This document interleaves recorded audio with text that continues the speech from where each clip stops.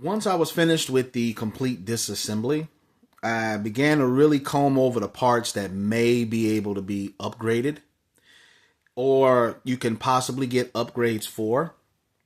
So I'm going to start here with the diffs. Since these are pretty small, these diffs, and I have my slide measure here. I have my tool for measurement here. This diff, come on now. Okay, we'll do it this way. It's 11.9. It's a very small diff. 11.9 millimeters, very small diff. I don't necessarily know if you would benefit from a slipper, like ball bearing, slipper clutch on this. I don't really know if that would be a benefit. Because in all honesty, it's not going to make a difference much, even in the way of racing. Motor, we will definitely, I got to get the exact motor used here, but its placement in the chassis doesn't lend itself to extending out the motor. There's not much room for modification. Your servo literally sits right here. Your battery sits right here. Your motor is right here. Your shaft. You have this tiny space, but if you look underneath, that's where your power button is. So you may be able to modify slightly the chassis, but then you're going to compromise the structure, the rigidity of the structure itself. You might have some flex.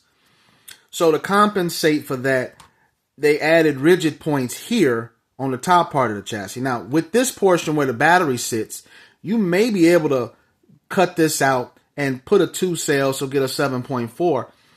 But again, you got to be careful because you have this screw hole, which is what secures this top piece to the chassis. The other piece you have to be cautious of is once you start cutting, you now compromise some of the rigidity on the top portion here. So just things to be mindful of when you talk about modification. So you're not going to hear me much talk about cutting as much as you're going to hear about modifications that may just give you better durability in performance as opposed to, mods you can make yourself. So as far as the actual motor, I'm going to do this on camera. So with the pinion and the motor, you're looking at 22.3. But if you look at the can itself is 5.7, or I'm sorry, 6. We'll just say 6. We'll round it up to 6 because it's moving. And we'll do this measurement here. So you're looking at 15.1 by 5 by 6 millimeters. So 15.1 by, so it was rounded down, 15 by 6 on the motor. Maybe look for higher turn revolutions because I'm sure you can find these small motors and higher turn revolutions on AliExpress, Temu, so forth, so on.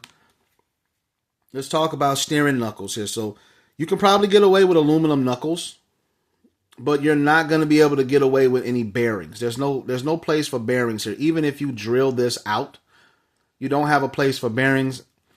And I wouldn't really go messing with this because, again, you don't really need bearings. This is not a vehicle that requires ball bearings.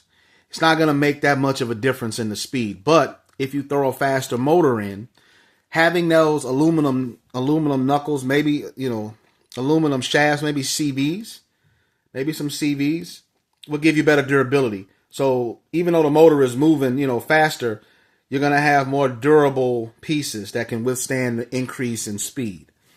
Which leads me to this one, dog bones. These can definitely stand to be made out of aluminum. Okay, springs right here. These springs are very soft. They're like watch springs. These springs are very, very soft. They're like watch springs. I'm repeating that because maybe some stiffer springs, maybe some medium weight springs. I'm going to try to measure the spring here. I'm going to try to measure it here so I don't lose the spring itself. But, all right. Turn this. All right. So spring itself is, come on now, up. What just happened? Okay. The spring itself just took a dive. The spring itself just ran from me. I don't know where it ran to, but it just ran from me. Oh, here it is. Okay. Yeah, the spring itself just ran from me. Oh, crap. Now I just dropped it again. There it is. Okay. See how easily these springs disappear? So, oh, all right. This is what we're going to do. I'm going to slowly creep up on this spring. 3 millimeter. Let me see if I can turn it on this side. Slowly creep up. So essentially 3x3, I compressed it a little bit. So you might be able to get away with stiffer springs in certain areas. That'll help with your, that'll help with the ride. Definitely helps when driving. With my Jibe, I can't pronounce the name of it. It really does. It when it hits even small things when I'm driving, it's just bump, bump, bump, bump, bump, bump, bump, bump, bump. But these kind of secure it more to the road. I spoke briefly last night, so possible upgrade for the steering here would be maybe toe in, toe out. This would definitely make a difference. Potentially, you can get a new spur gear because this is just attached. This is kind of pressed in place. I would say maybe a future upgrade could be this is removable with a different pinion set, so you can adjust the pinion and spur so that you can maybe increase your, if you need more acceleration because you're on a smaller track, that could be adjustable.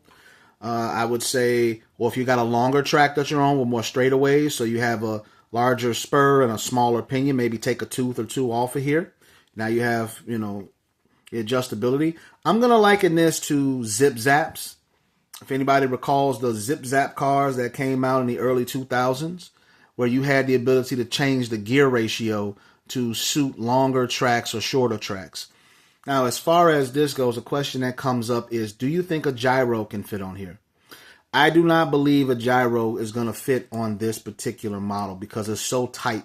Every space on here is confined. I don't think a gyro is going to fit on here. I think this car was designed more with straight racing in mind, not so much drifting. So you can drift with this car, but you can see from the setup here, it's mainly geared toward the flat race. So you want to, do track racing. This is definitely going to be a good vehicle for you.